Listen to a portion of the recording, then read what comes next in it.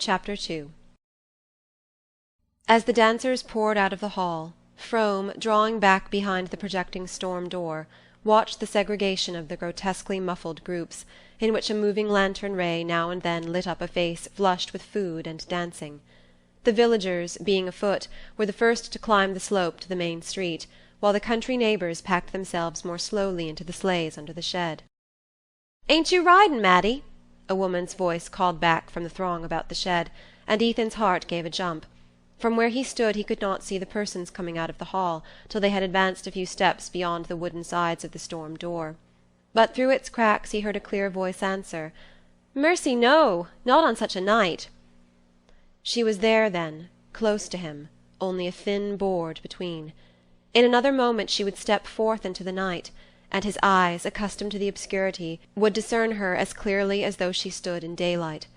A wave of shyness pulled him back into the dark angle of the wall, and he stood there in silence instead of making his presence known to her. It had been one of the wonders of their intercourse that from the first time she, the quicker, finer, more expressive, instead of crushing him by the contrast, had given him something of her own ease and freedom. But now he felt as heavy and loutish as in his student days, when he had tried to jolly the Worcester girls at a picnic. He hung back, and she came out alone and paused within a few yards of him. She was almost the last to leave the hall, and she stood looking uncertainly about her as if wondering why he did not show himself. Then a man's figure approached, coming so close to her that under their formless wrappings they seemed merged in one dim outline. "Gentleman friend gone back on you? Say, Matt, that's tough.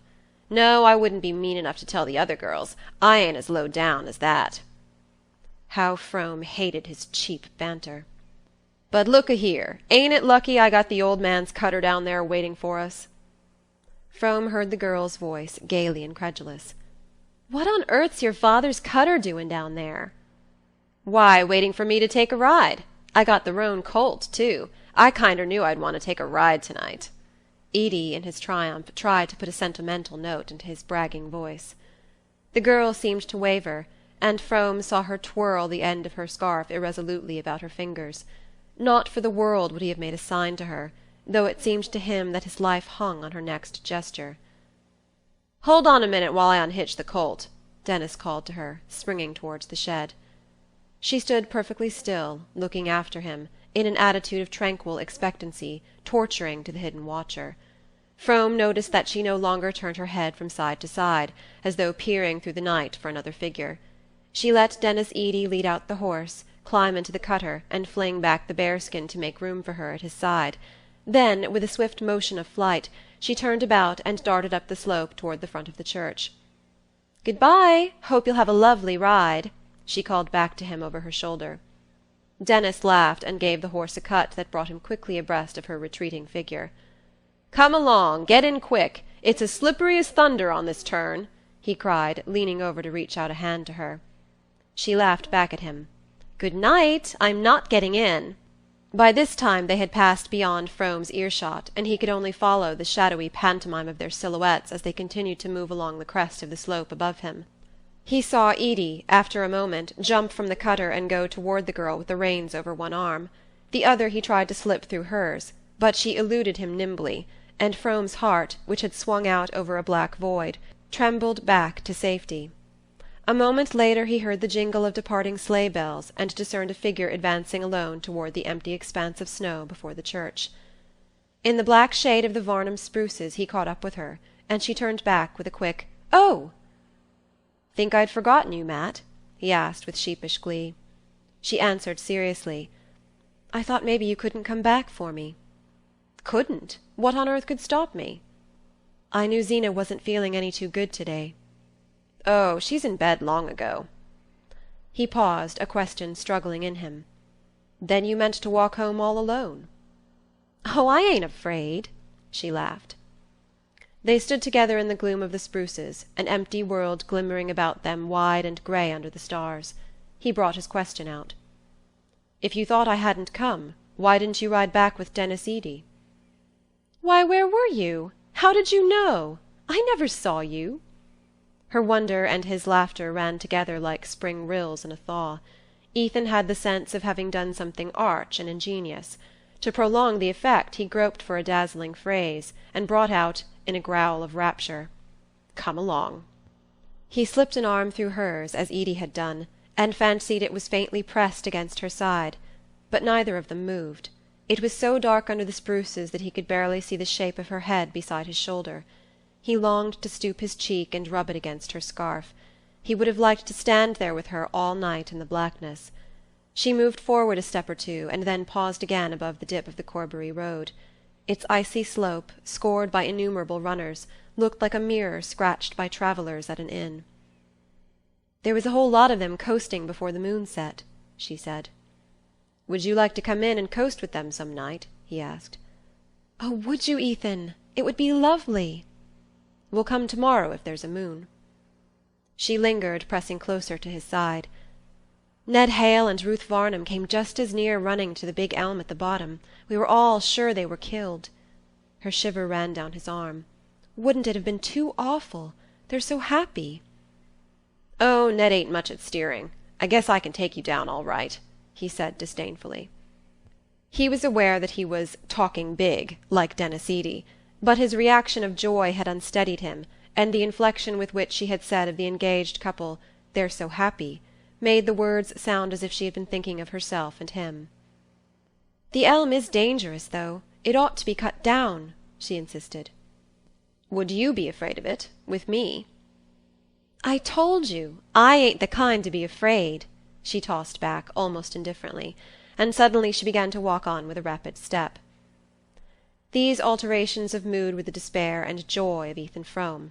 The motions of her mind were as incalculable as the flit of a bird in the branches. The fact that he had no right to show his feelings, and thus provoke the expression of hers, made him attach a fantastic importance to every change in her look and tone. Now he thought she understood him, and feared. Now he was sure she did not, and despaired. Tonight the pressure of accumulated misgivings sent the scale drooping towards despair, and her indifference was the more chilling after the flush of joy into which she had plunged him by dismissing Denis Eady. He mounted Schoolhouse Hill at her side, and walked on in silence till they reached the lane leading to the sawmill. Then the need of some definite assurance grew too strong for him.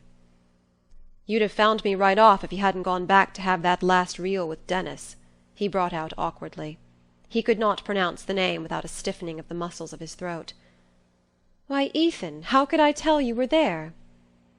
"I suppose what folks say is true," he jerked out at her, instead of answering.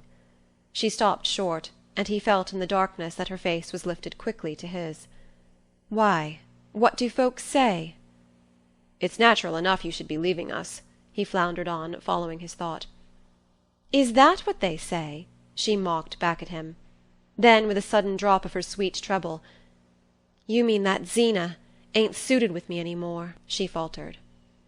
Their arms had slipped apart, and they stood motionless, each seeking to distinguish the other's face. "I know I ain't anything like as smart as I ought to be," she went on, while he vainly struggled for expression. "There's lots of things a hired girl could do that come awkward to me still, and I haven't got much strength in my arms. But if she'd only tell me, I'd try. You know she hardly ever says anything, and sometimes I can see she ain't suited, and yet I don't know why." She turned on him with a sudden flash of indignation. "You'd ought to tell me, Ethan Frome. You'd ought to. Unless you want me to go too." Unless he wanted her to go too. The cry was balm to his raw wound. The iron heavens seemed to melt and rain down sweetness.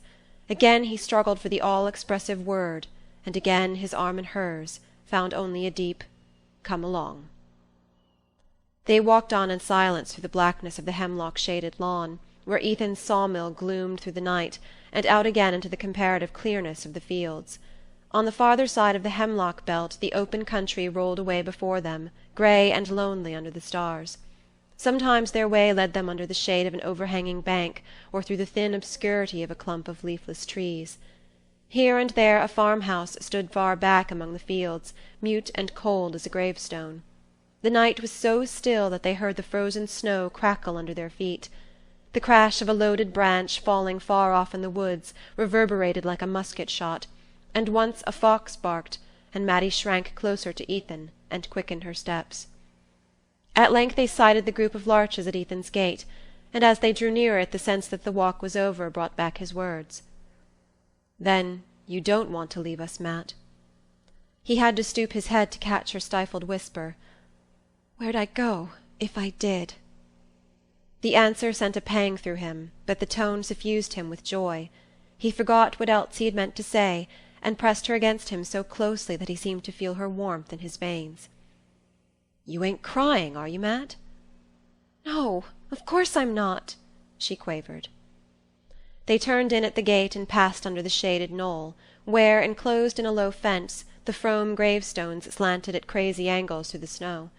Ethan looked at them curiously. For years that quiet company had mocked his restlessness, his desire for change and freedom. "We never got away. How should you?" seemed to be written on every headstone, and whenever he went in or out of his gate he thought with a shiver, "I shall just go on living here till I join them." But now all desire for change had vanished, and the sight of the little enclosure gave him a warm sense of continuance and stability. "I guess we'll never let you go, Matt," he whispered, as though even the dead, lovers once, must conspire with him to keep her; and brushing by the graves he thought, "We'll always go on living here together, and some day she'll lie there beside me." He let the vision possess him as they climbed the hill to the house. He was never so happy with her as when he abandoned himself to these dreams. Half-way up the slope Mattie stumbled against some unseen obstruction and clutched his sleeve to steady herself. The wave of warmth that went through him was like the prolongation of his vision. For the first time he stole his arm about her, and she did not resist. They walked on as if they were floating on a summer stream. Zeena always went to bed as soon as she had had her supper, and the shutterless windows of the house were dark. A dead cucumber vine dangled from the porch like the crape streamer tied to the door for a death, and the thought flashed through Ethan's brain, if it was there for Zeena. Then he had a distinct sight of his wife lying in their bedroom asleep, her mouth slightly open, her false teeth in a tumbler by the bed. They walked around to the back of the house, between the rigid gooseberry bushes. It was Zeena's habit, when they came back late from the village, to leave the key of the kitchen door under the mat. Ethan stood before the door, his head heavy with dreams, his arms still about Mattie. "Matt," he began, not knowing what he meant to say. She slipped out of his hold without speaking, and he stooped down and felt for the key. "It's not there," he said, straightening himself with a start. They strained their eyes at each other through the icy darkness. Such a thing had never happened before. "Maybe she's forgotten it," Mattie said in a tremulous whisper, but both of them knew that it was not like Zeena to forget. "It might have fallen off into the snow," Mattie continued, after a pause during which they had stood intently listening. "It must have been pushed off, then," he rejoined in the same tone. Another wild thought tore through him. What if tramps had been there? What if... Again he listened, fancying he heard a distant sound in the house. Then he felt in his pocket for a match, and kneeling down, passed its light slowly over the rough edges of snow about the doorstep. He was still kneeling when his eyes, on a level with the lower panel of the door, caught a faint ray beneath it. Who could be stirring in that silent house? He heard a step on the stairs, and again for an instant the thought of tramps tore through him. Then the door opened, and he saw his wife. Against the dark background of the kitchen she stood up tall and angular, one hand drawing a quilted counterpane to her flat breast, while the other held a lamp. The light, on a level with her chin, drew out of the darkness her puckered throat and the projecting wrist of the hand that clutched the quilt, and deepened fantastically the hollows and prominences of her high-boned face under its ring of crimping pins. To Ethan, still in the rosy haze of his hour with Mattie, the sight came with the intense precision of the last dream before waking. He felt as if he had never before known what his wife looked like. She drew aside without speaking, and Mattie and Ethan passed into the kitchen, which had the deadly chill of a vault after the dry cold of the night. "Guess you forgot about us, Zeena," Ethan joked, stamping the snow from his boots. "No, I just felt so mean I couldn't sleep." Mattie came forward, unwinding her wraps, the colour of the cherry scarf in her fresh lips and cheeks. "I'm so sorry, Zeena. Isn't there anything I can do?" "No, there's nothing." Zeena turned away from her. "You might 'a' shook off that snow outside," she said to her husband. She walked out of the kitchen ahead of them, and pausing in the hall raised the lamp at arm's length, as if to light them up the stairs. Ethan paused also, affecting to fumble for the peg on which he hung his coat and cap.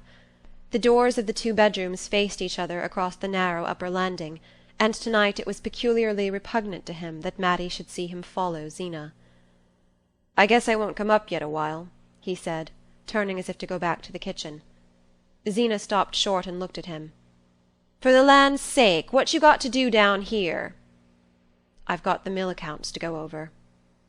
She continued to stare at him, the flame of the unshaded lamp bringing out with microscopic cruelty the fretful lines of her face. "At this time o' night? You'll catch your death. The fire's out long ago."